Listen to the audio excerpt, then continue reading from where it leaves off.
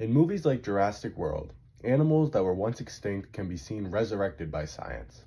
With how many species of animals who have gone extinct and the thousands that are being threatened with extinction, it would be nice to fix some of mankind's mistakes and bring these animals back to life, just like the movies. Well, now science says that this is no longer purely fiction. Now we can bring back extinct species. Recently, scientists have claimed that they have brought back 3 dire wolves from extinction. Today, we will be learning if they really did, and if so, what that means.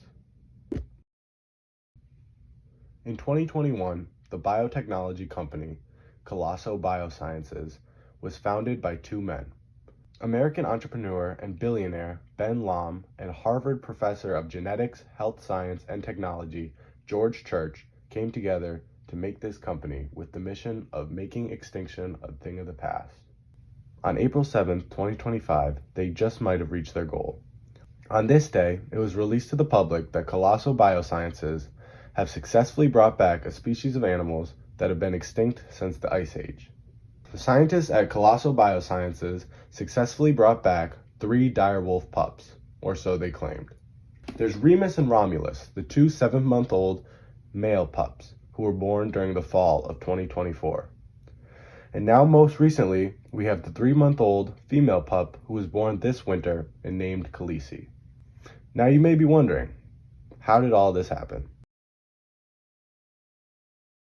The scientists at Colosso used ancient DNA from a 13,000-year-old tooth of a direwolf and a 72,000-year-old direwolf skull to decipher the direwolf's genome.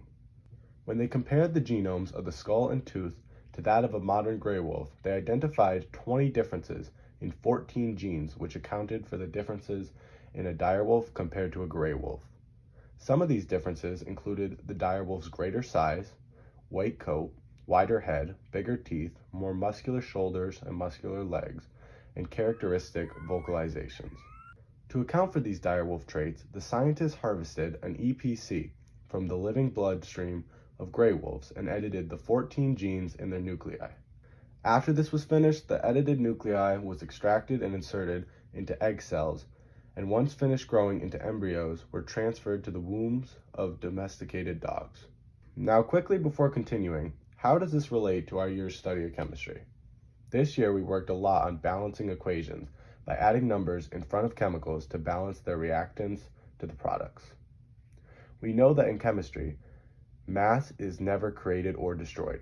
So when the scientists were editing these direwolves' genetic code from the gray wolf, they never created or destroyed any DNA. The gray wolf genes were the reactant, and the de-extinct direwolf genes are the product. The scientists did this by editing the gray wolf DNA to include direwolf traits, adding and subtracting to keep everything balanced and make the ancient DNA. If the DNA wasn't put together correctly, the genes wouldn't work, just like our equations this year. Now getting back to the direwolves. After successfully editing the genes in over 2 months of gestation, Remus, Romulus, and Khaleesi were all successfully born to their surrogate domesticated dog mothers. They themselves are gray wolves, whose genetic code has been rewritten to supposedly match the ancient direwolf genome. Now, does this make them really just gray wolves? Are they direwolves? Are they close enough? Well, let's go back and look at what a real direwolf was and how it compares to the modern day recreation. Direwolves were not these magical creatures we treat them as in modern day fiction. They were a real species of animals that existed during the Ice Age. Dire wolves were large canines, their skulls reaching up to 12 inches in length and their teeth much larger, more robust than modern wolves. The common dire wolf would easily grow to the size of the largest ever recorded gray wolf. Dire wolves roamed around North and South America, with their remains being found everywhere from Alaska to Bolivia.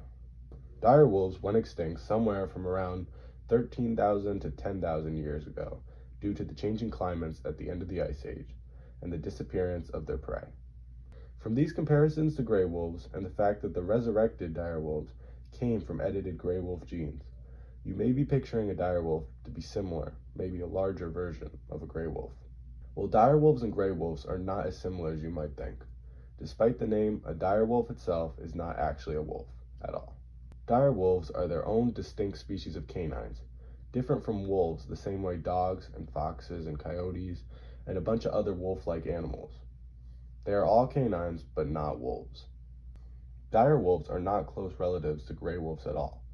A recent study in 2021, published by Dr. Blaine Schubert, reclassified dire wolves as having a similar bone structure to gray wolves, but being more closely related to the modern-day African jackals than a gray wolf. The photo on the bottom is a more accurate depiction of what a dire wolf looked like, compared to the outdated top photo. Now, with all this information to consider, let's reevaluate Colossal's alleged dire wolves. So we have 3 supposed dire wolf pups, but are they really dire wolves? After the information previously discussed, the simple answer is no. There are no actual dire wolf genes in Remus, Romulus, and Khaleesi. All they really are genetically modified gray wolves that have been made to replicate the traits dire wolves would have had. The chief scientist of Colossal has come out to say that it is impossible to perfectly bring back something identical to the species that used to be. While they may not be dire wolves, Remus, Romulus, and Khaleesi will grow to be large gray wolves, with some of the traits of dire wolves. This experiment as a whole was more used as a publicity stunt for the company, as all it really did was make a larger gray wolf with white fur and called it a dire wolf. The work being done at Colossal can more accurately be described as making animals that resemble extinct animals, rather than fulfilling their goal of making extinction a thing of the past. While they may not be able to bring back species of animals that have been extinct for thousands of years, the work they can do to preserve and clone species on the brink of extinction is still incredibly valuable. By using gene editing to protect endangered animals, Colossal can make extinction a semi-thing of the past, even if true de-extinction of ancient species currently remains impossible.